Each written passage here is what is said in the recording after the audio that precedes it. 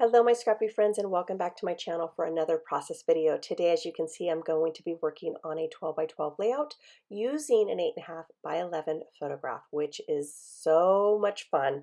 I highly encourage to give it a try. It's a little intimidating maybe at first.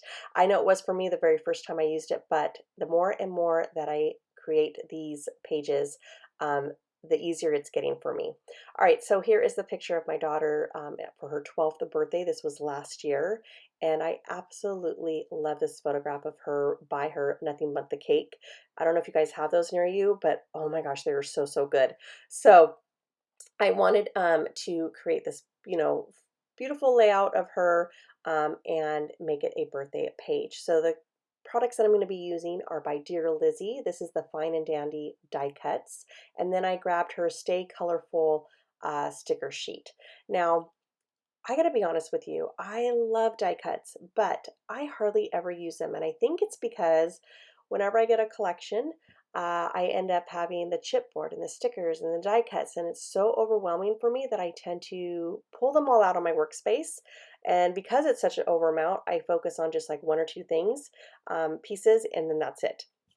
And I kind of forget about using them. So this time I approached where I went through the die cut package, grabbed my little dish, as you can see, the little heart dish, all the different die cuts that I thought I would use.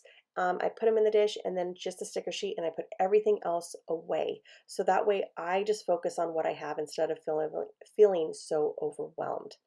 And then when I create a cluster page, when I create a embellishment cluster, I tend to look for a different shape. So I always try to make sure like I have a square, a rectangle, a circle, and then of course that odd shape where it's not really a shape at all, it's just the shape of the actual object. In this case, it's going to be that cake. Now, in my photograph, one thing I look for is white space. When I see white space, such as right there on the top right-hand corner, is a picture of my cupboard.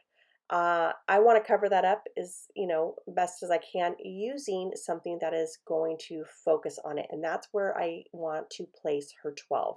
I thought about having that circle die that says "Stay Colorful," but then I thought it was becoming too much, and then it was actually losing the what I wanted to be the focus, which is the number 12. So that's when I decided to take that off and just go ahead and place the 12 there. Now, when I first looked at this page, I had no clue of where I was even going to start with this. I thought about taking cardstock and matting the photograph, but then it looked a little too square. It really wasn't a very flowy, fun. I don't want to say, I didn't want it to be super linear. I wanted it to be very soft and just, like I said, very flowing of a layout. So I didn't want to have a cardstock to map that photograph, but I wanted to have color pop off underneath the photograph. And so I thought about using my inks. But then when and doing like mixed media where I grab my inks like Heidi Swap Shine, for example, and take a packaging, like a plastic, to do the packaging technique, I decided to scratch that. I was like, I wanted to kind of do something different. And I thought, you know what? I have blending tools and I bought them years ago, and I think I used them maybe once. I use mostly the Tim Holtz one to ink the edges. So let me just do that. Let's see, let's play around and just have fun with it. And if it doesn't turn out, just scratch it, right? Throw it in the trash and move on. So I grabbed the Tim Holtz ink blending tool. But as you can tell, that circle of the sponge left a circle impression of that. And I didn't like that. And that is why that's when I remembered why I bought the blending brushes. And that is because with blending brushes, I didn't think I needed to have them when they first came out and people, were talking about them. I was like, I don't need them. I don't need them. I already have a blending tool. But with blending brushes, they don't create the shape of the actual sponge because they are brushes. They kind of just move the colors around and create this soft, chalky look to it. And I have to say, hands down, if you don't own some, get some. These ones that I'm using right now are by Tailored Expression. They come in like the rainbow colored brushes, but you definitely don't have to get those. I know that a lot of people get their makeup brushes from Walmart, and that it's a very cost-effective way to get them. So moving on, I then picked out the colors that I wanted to use, which was, it's kind, I don't want to say it's a mint, but it definitely is like more on the green side. It's actually, the ink's called mint julep, and then I grabbed a yellow and a pink, and I do the happy dance because to me it looks like funfetti cake. That is one of my daughter and I's favorite cake. So once I got done blending all of those together, those three colors, I then added off camera the Heidi Swapp Gold Shine. And again, that just even makes it more of a birthday background. All right, so now I'm going to add the clusters. Now, anytime I do this, I know that I'm going to become covering up wording because that's the whole point of creating all those different layers, of having little things peek out. Now, what I like to do if I don't want something covered is I make sure that they're on the top. So the one that says eat cake, I wanted that to show because, I mean, part of that picture is of her cake. And the other die cut that I did not want to be covered was the one that says you're a whole lot of lovely, I believe.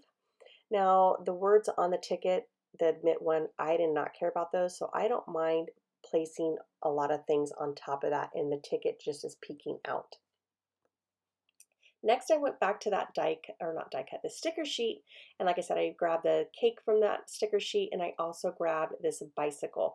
I know a lot of us talk about using random die cuts that don't really go with the photograph or the layout, and just having fun with it. And that's what I did this time. But I always know in the back of my mind that the die cuts, even though they seem very random, they do actually mean something. So my daughter, we love to ride our bikes all around the neighborhood.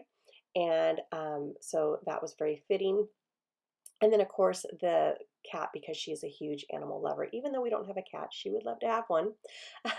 Next, I just felt like the photograph still needed something to ground it to, or in order to complete it. And, you know, because I didn't do the matting, that's when I went back into my stash and I remembered these photo corners. If you follow me on Instagram, you saw me post something about to Teresa Collins saying, I wish you made more of these because I love them.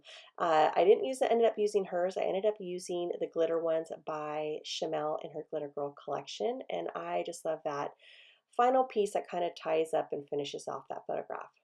All right, so now I'm going to start gluing everything down. And like I said, I'm going to go back and put the number 12 there. So it kind of, in that empty white space of the photograph. And then I'm going to kind of not have the numbers even. I kind of wanted them to be very playful and very flowy. So I'm going to have the 2 up a little bit more above the 1. After I get that all done, I am going to add my final third cluster to create that visual triangle. It's going to be off to the side where you kind of, again, have that white space, and it's actually of my wall, is where I'm going to place a heart and then the word phrase sticker that was also in that sticker sheet that says celebrate.